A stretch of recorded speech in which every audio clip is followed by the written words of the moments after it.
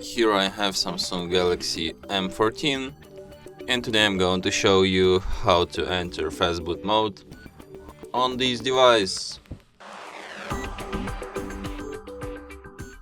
So to do this, firstly you have to turn your device off by holding down power key.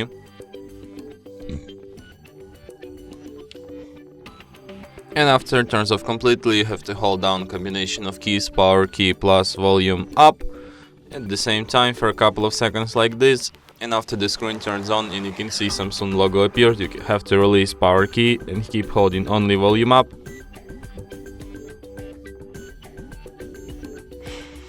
In the following menu, you have to use volume keys to navigate and power key to select, and select the second option, reboot to bootloader.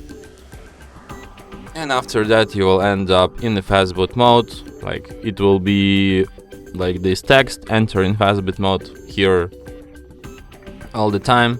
It won't change, you're already in Fastboot mode.